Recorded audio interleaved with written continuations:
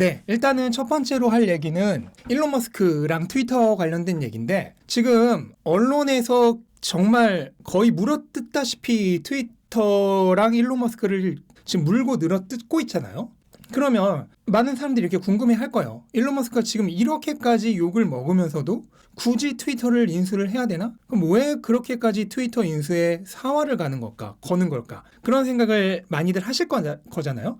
저도 거기에 대해서는 조금 생각을 해봤어요. 근데 일단은 저는 말씀드리자면 저는 평상시에 뉴스를 거의 안 봅니다. 저는 이 영상을 만들기 위해서 경제 관련된 뉴스들만 딱 시간을 정해놓고 그 시간에만 집중해서 보지 평상시에는 저는 뭐 거의 시사 뉴스도 안 봐요. 그렇기 때문에 이거랑 관련돼서도 아마 수많은 사람들이 이미 논평을 했을 거라고 생각을 합니다. 일론 머스크가 왜 이렇게까지 트위터를 인수를 하려고 하는지. 근데 저는 거기에 대해서 거의 노출이 안 됐어요. 그러니까 다른 사람들의 의견이 거의 지금 제 뇌에는 들어가 있지 않아요. 이거는 어디까지나 철저하게 저의 개인적인 의견입니다. 저는 다들 아시다시피 플랫폼을 굉장히 여러 가지를 써요. 일단은 유튜브, 지금 여러분들 보고 계시는 유튜브 당연하죠. 그 다음에 블로그도 하고 있죠.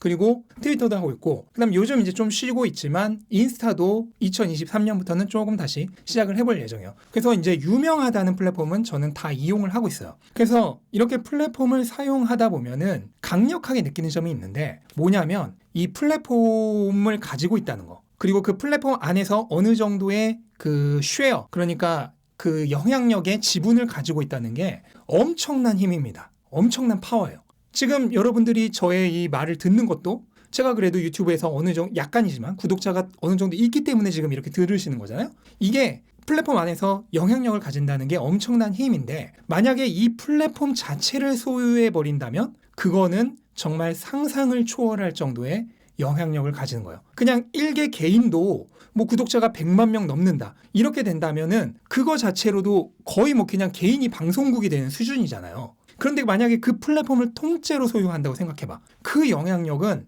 정말 상상도 할 수 없는 수준입니다. 그래서 지금 유튜브, 인스타, 틱톡 같은 이런 그 SNS라고 하죠. 소위 SNS라고 하는 것들의 영향력이 엄청나요. 지금 트위터를 보시면은 여기 트위터 보시면은 지금 일간 평균 이용자가 2억 1,700만 명입니다. 2억 1,700만 명. 이거는 뭐 거의 진짜 상상을 초월한 거죠. 어떤 방송국이 일간 이용자가 2억 명이 넘는 영향력을 가지겠어요. 뉴욕타임즈라고 해봤자 이 정도의 영향력 절대 못 가집니다. 물론 미국 내에서는 그 정도의 영향력을 가질 수 있겠지만 글로벌하게 전 세계로 보면은 절대로 그 정도의 영향력은 갖기가 힘들어요. 이거는 정말 엄청난 권력입니다. 여러분 다 아시겠지만 일론 머스크가 트럼프 전 대통령의 계정을 얼마 전에 복구를 해줬잖아요. 근데 돌아오라고 하더라도 트럼프가 돌아오지 않았죠. 그리고 자기 그 플랫폼, 자기가 만든 SNS를 사용을 하죠. 그 트루스 소셜인가 하는 그 SNS를 사용하는데 한번 생각을 해보세요. 그게 뭐 얼마나 영향력을 가지겠어요. 여러분도 트럼프가 만든 SNS 쓰실 거예요? 안 쓸 거잖아요. 그게 뭐 얼마나 영향력을 가지겠냐고. 이제 와서 얘네들 제외하고 새로운 SNS를 만들고 걔네들을 일반인들이 사용하게끔 퍼뜨린다는 거는 솔직히 말씀드리면 거의 뭐 불가능에 가까운 일입니다. 제가 이제 얼마 전 그 국내 말고 해외에 500만 유튜버의 영상을 좀 보고 있었는데 그 유튜버가 이제 500만 명이 엄청난 거죠. 근데 그 유튜버가 그 정도의 영향력이 있기 때문에 SNS 플랫폼을 만드는 작업을 하고 있다는 얘기를 하더라고요. 근데 그러면서 얘기를 하는데 이게 정말 엄청나게 힘든 일이다. 괜찮은 성능의 그런 SNS를 만드는 것 자체는 뭐 일이 아닐지 모르겠지만 그 SNS라고 하는 거는 사람들이 쓰지 않으면 아무 의미가 없죠. 네트워킹이 되지 않으면 아무 의미가 없는, 그냥 존재 가치 자체가 없는 거예요. 근데 그거를 그렇게 사람들에게 사용하게 만들고 퍼뜨리는 거가 이게 자기가 500만 유튜버지만 이게 진짜 거의 불가능에 가까울 정도로 어마어마하게 힘든 일이라는 얘기를 하는 거를 제가 봤어요. 그래서 향후 이 SNS의 소유, 플랫폼, 스피커가 되는 마이크를 잡는 그런 플랫폼의 소유는 어마어마하게 강력한 글로벌한 언론을 소유하는 거랑 똑같습니다. 웬만한 미국의 오래된 언론사를 소유하는 것보다도 더 강력한 소유예요. 근데 그거를 어떤 개인이 혼자서 개인으로 살 수 있겠어요? 그걸 개인으로 살 수 있는 사람이 누가 있겠어요? 트위터 한국 돈으로 거의 55조를 주고 샀죠. 이런 걸 할 수 있는 거는 일론 머스크밖에 없습니다. 세상에서. 개인이. 누가 개인이 이미 다 완성된 성숙한 SNS를 사는 거를 생각이나도 하겠냐고. 이거는 정말 엄청난 거예요. 그런데 그러다 보니까 지금 특히 일론 머스크가 트위터를 인수한다는 말을 하고 난 이후로부터 더욱더, 원래도 언론이 일론 머스크 굉장히 안 좋아했지만 이 이후부터 정말 죽을 힘을 다해서 엄청나게 물어뜯고 있습니다. 그러면 한번 생각을 해봐야죠. 왜 일론 머스크를 특히나 트위터를 인수하겠다고 한 시점 이후로 더 그렇게 죽을 듯이 물어뜯나? 이게 항상 그 겉으로 드러나는 이런 뉴스들. 이거 보세요. 일론 머스크가 트위터 인수가 쏘아올린 작지 않은 공. 이 말에서부터 이미 비꼬는 조가 딱 들어있죠. 머스크 배우는 누구. 이거는 뭐 거의 루머에 가깝고, 머스크 트위터 인수에 돈 된 투자자 불안. 양치기 소년된 일론 머스크. 근데 한번 일론 머스크로 놓고 뉴스를 검색해 보세요. 뉴스가 20개 나오면은 19개는 일론 머스크를 까는 뉴스입니다. 그럼 왜 이렇게까지 깔까? 우리는 항상 이 눈에 보이는 것이 아니라 그 눈에 보이는 것 너머에 있는 거를 생각을 해봐야죠. 일단 뭐 간단해요. 만약에 여러분들이 그 시장에서 장사를 하는 상인이라고 해볼게요. 근데 그 옆에 대형 마트가 들어온다고 해봐. 그러면 만약에 여러분들이 그 생존이 달려있는 시장의 상인이라면은 내가 장사하는 옆에 대형 마트가 들어오면 그냥 가만히 손 빨고 있을까? 아마 대부분의 상인들이 연합해서 대항을 하려고 하겠죠. 그런데 그래봐야 일반적인 그런 사람들은, 소상공인들은 대응이 안 됩니다. 대항이 안 돼요. 왜냐하면 파워가 밀리니까 힘이 없으니까 대항이 안 돼. 근데 언론은 좀 다릅니다. 언론은 말 그대로 자기들이 스피커를 가지고 있는 거예요. 자기들이 마이크를 잡고 있는 겁니다. 그러니까 그냥 그 소상공인들처럼 앉아서 죽지는 않는 거죠. 이 스피커를 가지고 있는 사람들이 한 개인이 자기들을 건너뛸 수 있는, 그리고 자기들보다 훨씬 큰 영향력을 행사할 수 있는 그 SNS라는 언론을 소유하는 거를 그냥 눈 뜨고 보지 않는다는 얘기입니다. 그래서 전 세계 거의 모든 언론이 지금 단합을 해서 그냥 일론 머스크만 죽자고 까는 거예요. 근데 보시면은, 뉴스를 잘 보시면은 트위터만 까거나 그 머스크만 까거나 하는 경우는 거의 없어요. 테슬라도 같이 까요. 머스크가 가지고 있는 테슬라가 이 이슈로 인해서 지금 주가가 곤두박질 치고 있는데 머스크는 그거 신경도 안 쓰고 오히려 주식 팔고 있다. 그래서 머스크가 트위터에만 신경 쓰고 테슬라를 신경 안 쓰는 덕분에 테슬라 가격도 함께 내려가고 있다. 이런 식으로 무조건 테슬라도 같이 엮어서 깝니다. 그럼 한번 생각을 해볼 필요가 있습니다. 왜 테슬라까지 같이 엮어서 깔까? 간단해요. 테슬라가 일론 머스크의 거의 전부입니다. 지금 일론 머스크 재산의 대부분이 테슬라예요. 지금 보시면 시가총액이 4,630억 테슬라, 아마 조금 더 내려갔을 거예요. 그리고 스페이스X가 1,000억 달러인데 이게 얼마 전까지만 해도 훨씬 높았죠. 얼마 전까지만 해도 테슬라가 그 일론 머스크 재산의 90%였습니다. 근데 요즘 테슬라 주가가 너무 내려와서 그나마 비중이 줄긴 했는데 원래는 비중이 훨씬 높았어요.